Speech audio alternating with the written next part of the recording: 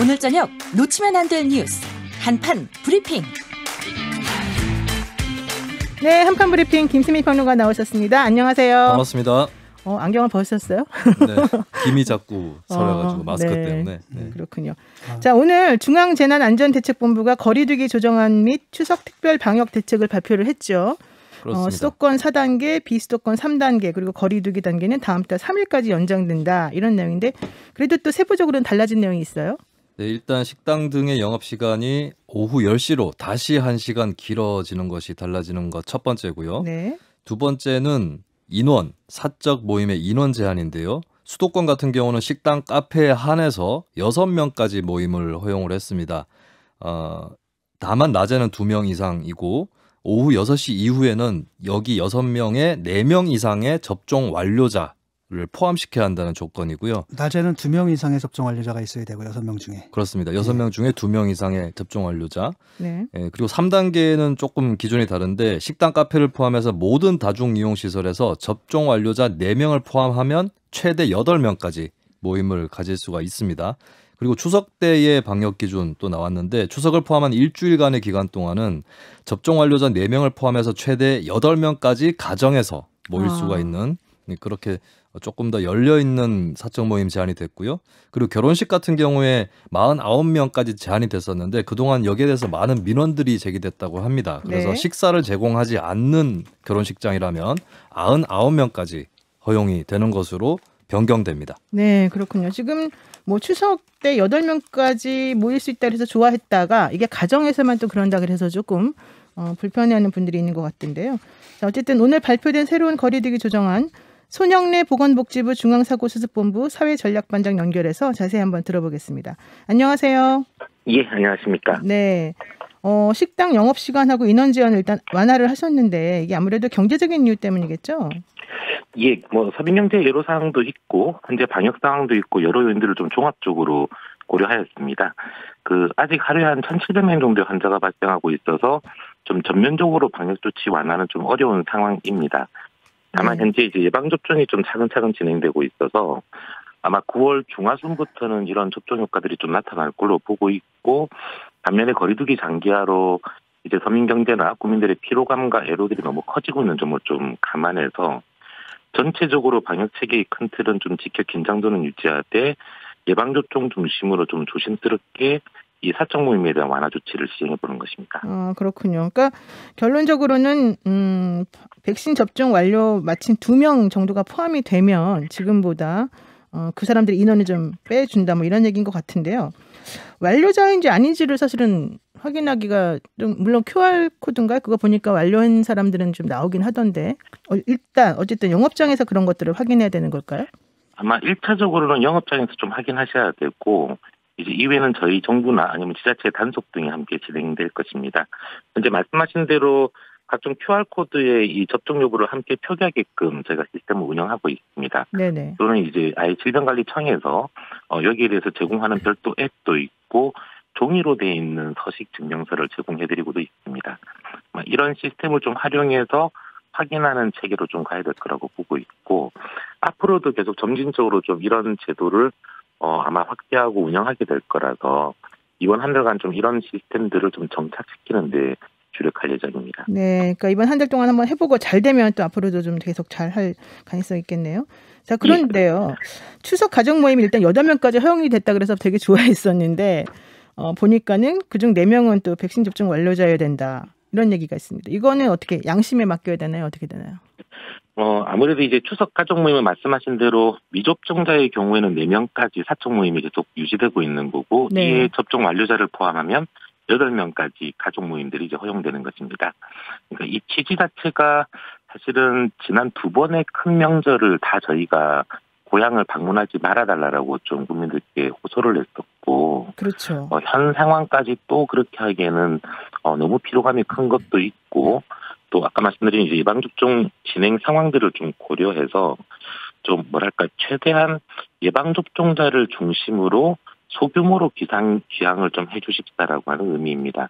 좀 최대한 조심해서 안전하게 다녀달라고 하는 의미고요. 네. 특히 좀 강조하고 있는 게 고령의 부모님이 만약 예방접종을 완료하지 않으신 경우면 네. 지금 일정상으로는 사실은 60대 이상은 전부 2차 접종까지가 완료되는 상황이긴 합니다. 그렇죠. 근데 혹여 접종을 안 받으신 부모님이 계시다 그러면 그때는 좀 위험하니까 가지 말아 주십사라고 권고를 드리고 있습니다. 이제 그런 측면에서 이 사적 모임 4인 기준에 예방접종자를 포함해서 8인이라고 하는 형태로 네. 약간 뭐라 그럴까요? 조금 모자란 숫자 정도를 좀 해서 너무 많은 분들이 한꺼번에 이동하지는 않게끔 좀 하겠다라고 하는 의미가 있습니다. 네. 가정으로 뭐 단속 나갈 수는 없는 거 아니겠습니까? 예, 아닙니다. 그렇죠. 근데 저희 사회적 거리두기 자체가 사실 미시적인 일상생활 하나하나를 전부 다 정부가 관리하기는 좀 쉽진 않은 상황이고요. 그렇죠. 다만 이제 국민들께서 상당히 많이 협조해 주시고 또 따라 주시고 계시기 때문에 이런 부분들이 그런 효과들을 함께 좀 나타날 거라고 생각하고 네. 있습니다. 근데 이런 경우에 그런 가족 모임을 통해서 감염자가 나오고 확진자가 나와서 역학조사를 해보니 이 방역 수칙을 어겼다. 이렇게 될 경우는 이 비용 같은 부분을 그 가족이 부담하게 되는 겁니까? 과태료는 부과되고요. 방역수칙 위반이 있기 때문에 네. 다만 이제 지금 말씀하신 거는 치료 비용이라든가 격리에 따르는 비용에 대한 네네. 구상권을 행사할 건가에 대한 문제일 것입니다. 근데 그 부분들은 저희가 이제 지자체에서 조사를 하면서 그 과호성이라 그럴까요? 그 과호성과 위반의 정도들을 평가하면서 좀 심한 경우에는 그렇게 할 때도 있고 그렇지 않을 경우에는 주의 같은 형태로 할 때도 있고 조금 그 케이스별로 나뉠 수 있습니다. 근데 어쨌든 추석이니까 이제 손자 손녀들도 모이고 그럴 텐데 어린이들은 원래는 그 접종 대상이 아니지 않습니까? 그러면 이 아이들도 인원 제한에 어떻게 포함을 시키나요, 안 시키나요? 미접종자 인원 제한에 포함됩니다. 그래서 아까 말씀드린 대로 미접종자는 4명까지 가능하고 접종 완료자가 8명까지 가능하기 때문에 저희가 보건도에는 좀 그 가구 수가 큰 가족인 경우에는 부모님과 자녀 한 가구 정도 혹은 자녀 수가 작은 가구의 경우에는 부모님과 자녀 2가구 정도가 아마 모일 수 있는 숫자 아니겠는가라고 지금 평가를 하고 있는 중입니다. 그렇군요. 그래서 너무 한꺼번에 다수의 가족분들이 모여서 특히 이 가족분들이 다 지역적으로 다른 데서 오신 분들인 경우에는 그렇게 한 자리에 모이는 것 자체가 썩 바람직한 건 아니라서 그러니까 부모님을 뵙긴 뵙되 좀 가급적 소규모로 순차적으로 좀 뵙고 오시는 게 더 낫지 않을까라고 지금 생각하고 있습니다. 네. 자, 이제 좀 백신 얘기 좀 해보겠습니다. 그동안 공급 부족으로 계속 논란이 됐었는데 모더나 백신 이게 지금 금방 들어오겠다 뭐 이런 얘기 좀 나와 있는데 지난번 정부가 항의 방문했던 것 때문인가요? 상황이 어떻게 바뀐 건가요? 그때 항의 방문한 이후에 100만 회 정도가 우선 들어왔었고, 네네. 그리고 그 이후에 이제 어저께 102만 회 정도가 들어왔고, 오늘 또 90만 회가 들어왔습니다. 그리고 아마 순차적으로 계속 차곡차곡 들어올 거라서 현재 백신 공급에 있어서는 큰 문제는 없을 것이라고 지금 판단하고 있습니다. 사실은 화이자도 이게 모더나만 너무 언론에서 크게 써서 그렇긴 그런데 네. 화이자도 지금 차근차근 들어오고 있습니다. 같이. 네. 지금 공급된 물량 정도라면은 당연히 예약하신 대로 다 접종이 가능하고 9월 추석까지 저희가 전 국민의 1차 접종 70% 목표라고 하는 그 목표 달성에는 큰 문제가 없다라고 보고 있습니다. 그렇군요. 사실 뭐 화이자한테 조금 관대한 것 같은 느낌이 좀 들어요, 언론에서. 근데 어쨌든 루마니아하고 이제 백신 스와프로 들어오는 화이자 모더나 이 물량 이제 이것이 조금 궁금하기도 하고요. 이게 유통기한이 임박한 백신이다 이런 얘기도 있던데요. 물량은 일단 루마니아하고 화이자가 105만 회분 정도, 모더나가 45만 회분 정도를 저희가 이 스왑이 형태로 가지고 오게 돼 있습니다. 화이자는 한 52만 회가 먼저 들어왔고 나머지 이제 9월 8일 정도에 들어올 예정인데요. 이 중에서 화이자 105만 회 정도가 9월 30일까지가 유효기간이고 모더나는 오히려 유효기간이 상당히 좀 넉넉해서 11월에서 12월까지 유효기간들을 가지고 있습니다. 근데 이게 한 105만 회 정도의 화이자 물량이라 그러면 저희가 하루에 보통 접종을 하는 물량이 한 80에서 100만 회 정도입니다. 그러니까 들고 오면 보통 한 2, 3일 내에 다 소화시키는 물량이다 보니까 9월 30일까지 유효기간이라 그러면 사실은 충분히 안정적으로 백신을 활용할 수 있는 물량이라고 보고 있습니다. 그렇군요. 그 정은경 질병관리청장이 위드 코로나 우리가 이제 하려면은 18세 이상 성인 백신 접종률이 80%가 넘어야 된다 이렇게 말을 하더라고요. 그러면 지금 접종 속도라면은 이게 뭐 한 9월 안으로 다 정리가 될까요? 이게 이 위드 코로나라는 개념이 지금 사실은 다양하게 쓰이고 있어서 용어는 같지만 그 안에 내포되어 있는 상태, 어떤 상태인가에 대한 부분으로 좀 다른 것 같습니다. 그렇지만 이제 좀 더 보다 일상과 조화되는 방향으로 방역 전략을 조정한다는 측면에서는 이런 방향으로 가야 될 필요가 있고, 반면에 이게 일시에 딱 전환되기보다는 아마 점진적이고 단계적으로 전환돼야 할 거라고 판단하고 있습니다. 네. 아까 저희가 9월 말이 되면 전 국민의 한 70% 이상이 1차 접종을 받고 거의 반수 가까이가 2차 접종을 완료한 상태가 되게 되어 있고요. 예. 10월 말이 되면은 전 국민의 70% 이상이 이제 2차 접종 완료 상태를 이제 달성할 거라고 보고 있습니다. 그렇기 때문에 아마 10월, 11월 이런 시간들이 지나면서 조금 더 점진적으로 일상 쪽으로의 좀 가까운 방역 전략들을 조정해야 될 거라고 지금 판단하고 있고, 네. 이번에 거리두기 조정에서 저희가 예방접종 이 모임 이 확대를 좀 추진해 보는 것도 이런 상황들을 좀 고려해서 함께 추진하면서 방역 상황이 좀 더 안정적으로 관리된다 그러면 10월부터는 조금 더 이쪽에 대한 방역 조치들을 조정하는 것들을 확대하려고 하는 구상들입니다. 그 정부에서 부스터샷도 좀 계획 중인가요? 예, 그렇습니다. 부스터샷도 현재 우선은 저희가 지금 2차 접종 완료로부터 보통 한 6개월 정도 시점에서 부스터샷이 논의되기 때문에 현재 상반기에 접종을 완료하셨던 고령층의 취약계층들, 요양병원이나 요양시설에 계신 그런 고령층 분들을 중심으로 부스터샷이 이제 6개월 차가 좀 돌아올 거기 때문에 네. 거기부터 시작한다라고 하는 입장입니다. 네, 그렇군요. 네, 오늘 발표된 새로운 거리두기 조정안에 대해서 우리 손영래 보건복지부 중앙사고수습본부 사회전략반장 연결해서 잘 말씀 들었습니다. 오늘 말씀 여기까지 듣겠습니다. 고맙습니다. 예, 감사합니다. 네. 자, 지금 우리가 얘기 들었는데요. 백신 접종 완료자들한테 어쨌든 인센티브가 조금 주어지는 거 아니겠습니까? 그런데 소상공인들은 이거 별로 소용없을 거다 이런 얘기 많이 하고요. 오히려 1차 접종 완료자한테도 인센티브를 인정해줘야 된다. 2차 접종까지 마친 사람들이 그렇게 소비 성향이 높지 않더라. 이런 얘기 하더라고요. 이거 어떻게 보세요? 일리 있네 진짜. 일리 있나요? 네. 고령층들이니까 아무래도 소비 성향이 높지는 않은 것 같은데 네. 그럼에도 불구하고 조심을 하는 게 낫다고 보거든요. 왜냐하면은 조심을 안 할 경우에는 이 사태가 더 길어지기 때문에 좀 고통스럽다 하더라도 정부에서 시키는 대로 따르는 게 맞다고 봅니다. 전문가들의 판단이니까 거긴 따르는 게 옳다고 봅니다. 사실 잘 모를 땐 전문가 의견을 따르는 게 맞긴 맞을 텐데요. 접종 완료자 김성현입니다.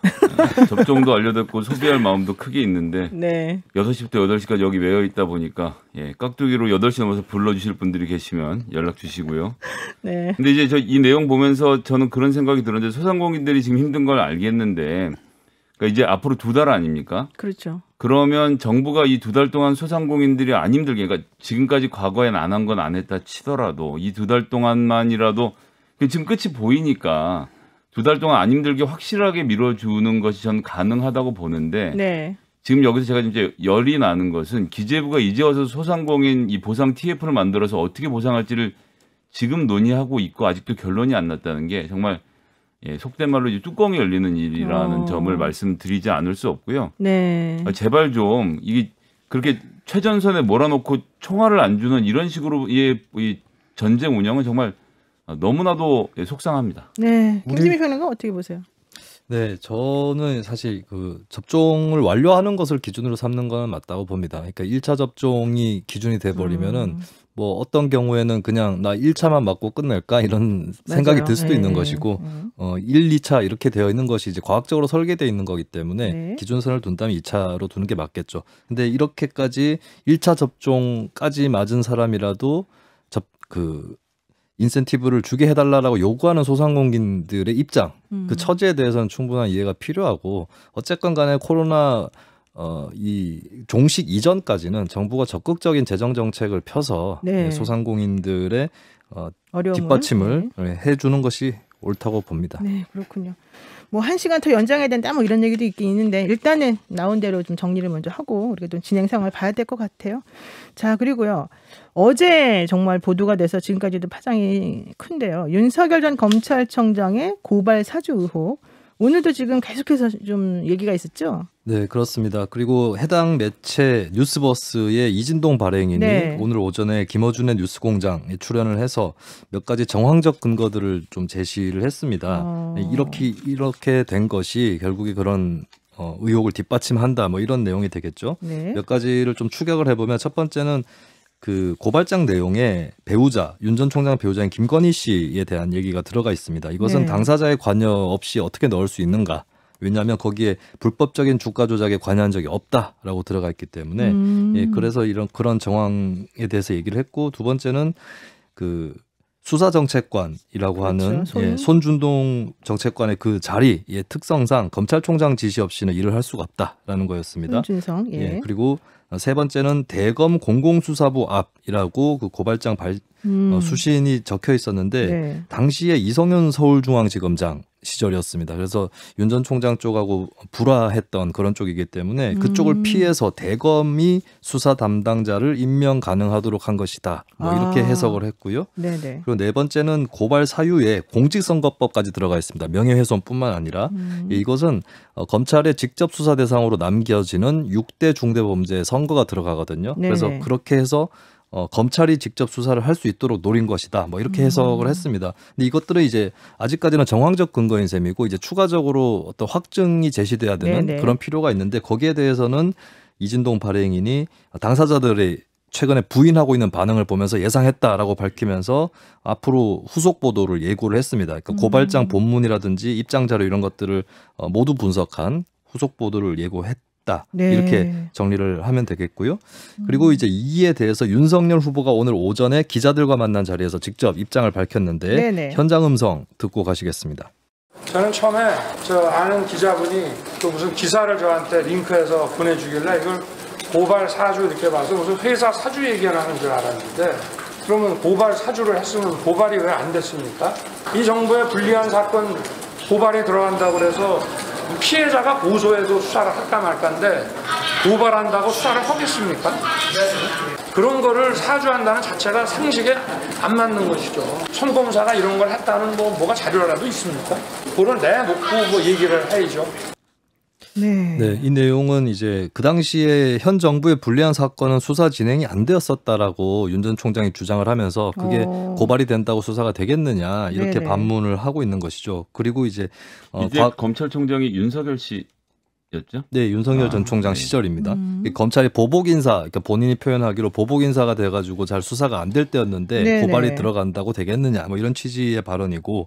그리고 과거의 검언 유착 의혹 사건이라든지 또 자신을 징계하겠다고 했던 것이 다 공작인데 그런 것부터 수사하라라고 좀 역공의 자세를 취했고, 한편으로는 제 무관함이 다 밝혀지면 공격했던 정치인들은 국민들 앞에서 물러나 주셨으면 한다라고 밝혔습니다. 그 한편으로 이 사건의 당사자로 지목된 손준성 검사는 오늘 연가를 내고 네. 검찰에 출근하지 않았고요. 그리고 김웅 의원은 향후에 대응 방안을 모색 중이면서 좀 캠프에 또 출근하지 않았다. 그래서 유승민 후보가 그 네네. 캠프에 속해 있는 유승민 후보가 뭐 사실대로 잘 얘기할 수 있도록 생각을 준비해라. 더듬어달라. 예. 네, 그렇게 주문을 하기도 했습니다. 한편 여당 쪽에서는 법사위원회 소집 움직임이 있습니다. 박주민 간사가 밝힌 바로는 다음 주 월요일에라도 빨리 소집을 하기 위해서 야당 간사하고 협의를 하려고 하고, 그리고 야당이 반대를 안 할 거라고 믿는데 만약에 반대한다면 단독으로라도 열어야 할 사안이다. 이렇게 판단을 단독 소집. 하고 있습니다. 그러니까 지금 여당에서 여러 가지 비판들, 공격들이 나오고 있는데 한편으로 또 야당 내에서도 윤 전 총장에 대한 비판이 나오고 있습니다. 아까 전에 윤 전 총장이 했던 발언에 대해서 홍준표 의원이 자신이 총장 시절에 정부에게 불리한 고발이 들어오면 수사하지 않았다라고 약간 반문을 하면서 좀 의문을 제기했죠. 그리고 한편으로 곧 위기가 닥칠 것이다라는 네. 경고까지도 했습니다. 이준석 국민의힘 대표는 고발 사주에 만약에 윤 전 총장이 개입을 했다면 심각한 문제라는 것은 전제를 하면서도 현재 사실관계로는 단언하기가 어렵고, 그리고 당에서 할 수 있는 부분, 당무감사라든지 이런 것들을 진행할 수도 있다. 이를테면은 김웅 의원이 그 문건을 받았는지 뭐 이런 네. 과정에 대해서는 당무감사의 여지도 열어놨습니다. 그러니까 지금 이진동 발행인은 이제 본인의 그 보도가 진실이라는 것을 뒷받침하는 그런 정황 증거로 검찰 전문가가 아니면 작성하기 어려운 디테일들을 지금 하나씩 얘기를 지금 하고 있는 중이에요. 네네. 그리고 나니까는 윤석열 전 검찰총장 같은 경우에는 그 당시 상황상 이게 가능하냐, 그리고 실제 뭐 고발장을 그렇게 보냈으면 고발이 돼야지 왜 안 되냐, 뭐 안 했냐, 뭐 이런 얘기 좀 하고 있는 것 같은데, 홍준표 의원 얘기를 들어보니까 오히려 윤석열 후보가 이렇게 얘기하면 A라고 해도 덫에 걸리고 B라고 해도 덫에 걸리고 약간 좀 그런 느낌이 좀 드는데 어떤지 모르겠어요. 진 작가님 어떠세요? 홍준표 씨 얘기는 잘 모르겠고요. 그러니까 지금 문제는 뭐냐면은 제가 볼 때는 분명히 그 손준성 씨가 그걸 작성을 해서 넘겨준 건 사실로 보이거든요. 네. 그렇다면은 지금 본인들은 아니라고 하고 있지만은 근데 네네. 본인들이 태도가 좀 그렇잖아요. 왜냐하면 좀 손준성 씨는 애매하긴 해요. 연가를 네. 내버렸고 네. 김웅 씨는 지금 또 출근을 안 하고 있단 말이죠. 그럼 뭔가 있는 거 아닙니까? 그렇다면 제일 먼저 손준성 씨하고 그다음에 김웅 씨를 만나가지고 사실 확인을 한 다음에 그다음에 절차를 취해야 되거든요. 네네. 그러니까 그들은 그렇게 말한다지만은 그 소설을 받겠다 이렇게 나가면서 자기 자신이 먼저 수사를 결백하다는 받겠다고 하는 게 맞거든요. 근데 왜냐하면 이렇게 될 경우에 나중에 이거 사실로 드러나게 되면은 너 왜 아니라 그랬어? 너 연루된 거 아니야? 오히려 이런 의심만 더 커지는 거죠. 그래서 네네. 별로 현명한 대응은 아닌 것 같고요. 제가 볼 때는 이제 약간 그런 게 아닌가. 니들 갖고 있는 게 정황 증거가밖에 없는 거 아니냐. 어차피 물증 없는 거 아니냐.